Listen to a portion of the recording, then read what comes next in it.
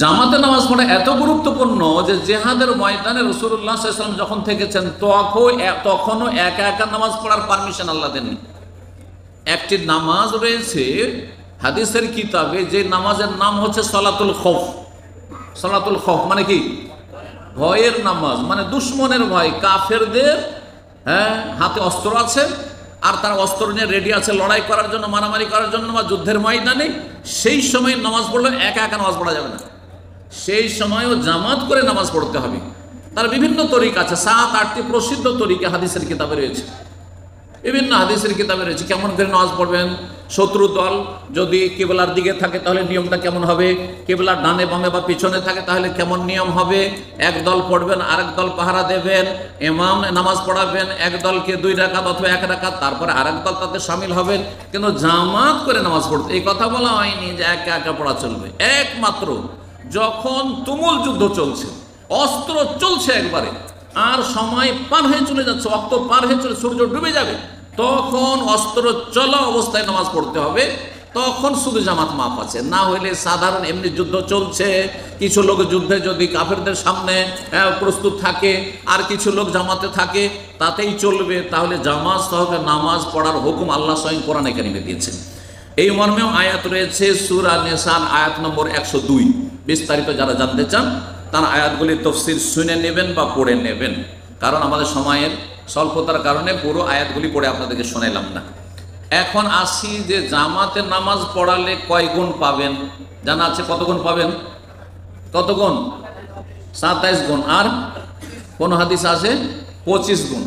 27 গুণ আর 25 গুণ। দিনের নামাজের চাইতে রাতের নামাজে বৈশিষ্ট্য একটু বেশি আছে, এই জন্য জোহর আসর কেউ যদি জামাতে পড়ে তো 25 গুণ।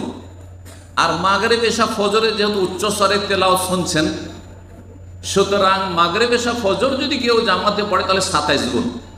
আচ্ছা, দুনিয়াতে এমন কোনো পাগলও পাবেন যে প্রবাসে চাকরি করতে এসেছে অথবা দেশেই চাকরি করছে, আর তাকে বলা হচ্ছে যে 2টো কোম্পানি আছে, এক কোম্পানিতে 1000 বেতন, আর এক কোম্পানিতে 25,000 বেতন, আর একটা কোম্পানি 27,000 বেতন। বলেন দেখি, এমন কোনো পাগল আপনাদের মধ্যে পাওয়া যাবে যে বলছে আমার অত টাকার দরকার নেই, আমার 1000 টাকা হইলেই হবে, 1000 রিয়াল হইলেই হবে, সুতরাং আমি 1000 ওয়ালা কোম্পানিতে 1 মাস করে ডিউটি, মাসে 1000 টাকা হইলেই আমার জন্য যথেষ্ট। পাওয়া যাবে?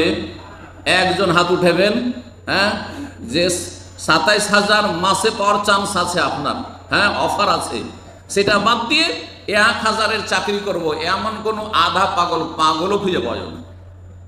বুঝছেন না? কিন্তু জান্নাত লাভের ক্ষেত্রে আর জাহান্নাম থেকে বাঁচার ক্ষেত্রে পাগলের অভাব নেই, পাগলের অভাব নেই। জান্নাত চাই না, আননেসেসারি, গैर জরুরি, কোনো জরুরি নয় জি। আর জাহান্নাম থেকে বাঁচা অত হেডেক নয়, মাথার ব্যথা নয়, হইলেও হইলো, না হইলে না হইলো, একদিন দেখা যাবে। ও তো আখেরাত চোখের আড়ালে আছে, শয়তান পর্দা ফেলে দিয়েছে, জান্নাত দেখতে দেয় না, জাহান্নাম দেখতে দেয় না। বিশ্বাস দুর্বল হয়ে গেছে, পেটে বিশ্বাস, শুধু পেটে কি খাবো এটাতে বিশ্বাস, মাস গেলে বেতন পাবো কিনা এই বিশ্বাসে বিশ্বাসী অধিকাংশ মুসলিমরা। এই হচ্ছে অবস্থা। চিন্তা করুন তো দেখি, তাহলে কি করে আপনি বাড়িতে নামাজ পড়লে 1 গুণ আর মসজিদে পড়লে 27 গুণ পাবেন? 1 নেকি 27 নেকি? আপনি 27 নেকি বাদ দিয়ে 1 নেকিতে আপনি খুশি, সন্তুষ্ট? সুবহানাল্লাহ। তাহলে আপনার ইমানের নবায়নের প্রয়োজন রয়েছে, আপনার ইমানে এখন রিচার্জ করতে হবে। যেন মোবাইলে চার্জ না দিলে দামি মোবাইল থেকেও লাভ নেই, ঠিক তেমনি আপনার এই ইমান জন্মসূত্রে পরম্পরা, আপনার 14 গোষ্ঠী সব আলেম আর হুজুর আর অমুক আর তমুক ছিল, হাজি গাজী ছিল, কোনো লাভ নেই ইমানে যদি ইমানে রিচার্জ না থাকে। আপনার ইমানে রিচার্জ করেন, আল্লাহ রিচার্জ করার তৌফিক দান করেন।